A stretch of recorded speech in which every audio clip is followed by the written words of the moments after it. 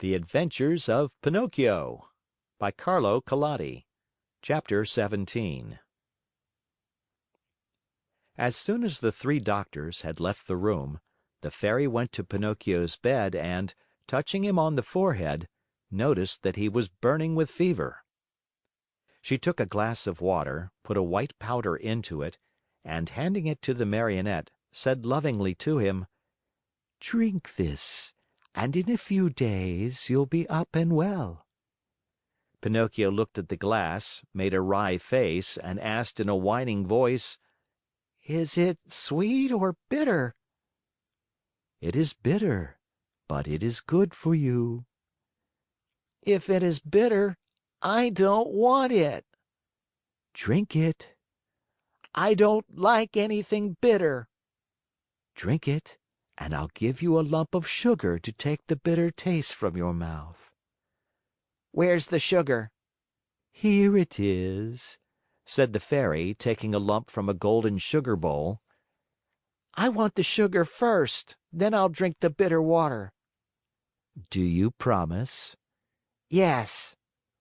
The Fairy gave him the sugar and Pinocchio, after chewing and swallowing it in a twinkling, said, smacking his lips: "If only sugar were medicine, I should take it every day."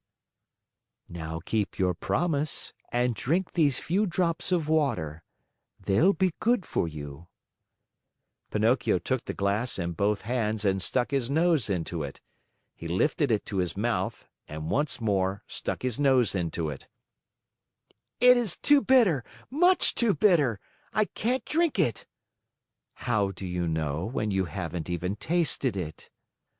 "I can imagine it. I smell it. I want another lump of sugar, then I'll drink it." The Fairy, with the patience of a good mother, gave him more sugar and again handed him the glass. "I can't drink it like that," the Marionette said, making more wry faces. "Why?" "Because that feather pillow on my feet bothers me." The Fairy took away the pillow. "It's no use. I can't drink it even now." "What's the matter now?" "I don't like the way that door looks. It's half open." The Fairy closed the door. "I won't drink it!" cried Pinocchio, bursting out crying. "I won't drink this awful water. I won't! I won't! No, no, no, no!" "My boy, you'll be sorry." "I don't care." "You are very sick." "I don't care." "In a few hours, the fever will take you far away to another world." "I don't care." "Aren't you afraid of death?" "Not a bit. I'd rather die than drink that awful medicine." At that moment, the door of the room flew open and in came four rabbits, as black as ink, carrying a small black coffin on their shoulders. "What do you want from me?" asked Pinocchio. "We have come for you," said the largest rabbit. "For me? But I'm not dead yet." "No, not dead yet, but you will be in a few moments since you have refused to take the medicine which would have made you well." "Oh, Fairy, my Fairy," the Marionette cried out, "give me that glass, quick, please. I don't want to die. No, no, not yet. Not yet."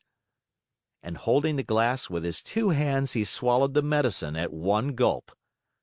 "Well," said the four rabbits, "this time we have made the trip for nothing."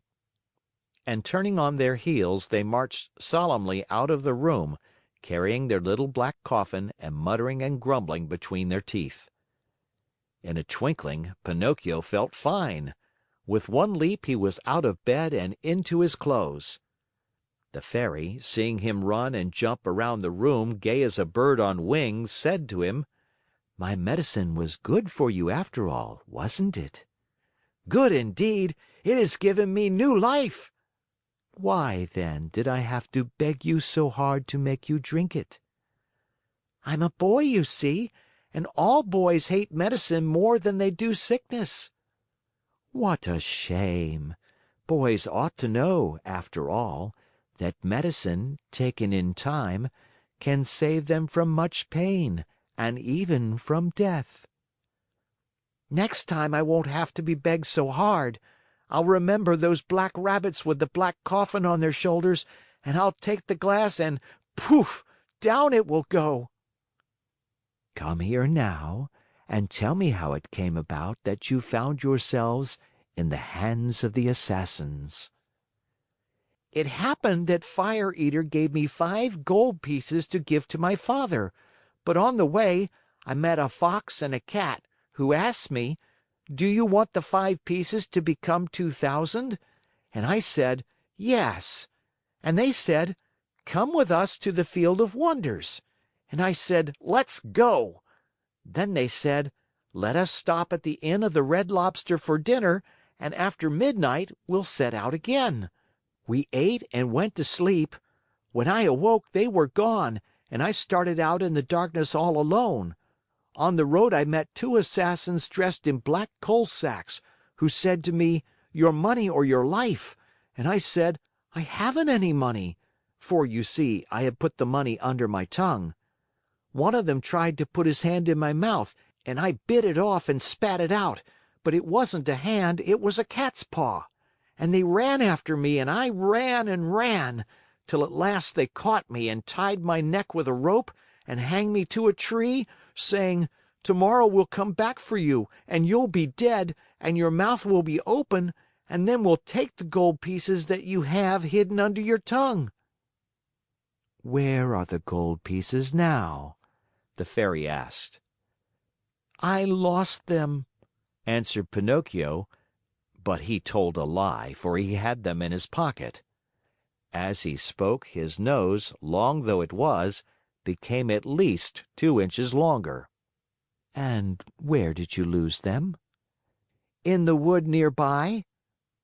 At this second lie, his nose grew a few more inches. "If you lost them in the nearby wood," said the Fairy, "we'll look for them and find them, for everything that is lost there is always found." "Ah, now I remember," replied the Marionette, becoming more and more confused. "I did not lose the gold pieces, but I swallowed them when I drank the medicine."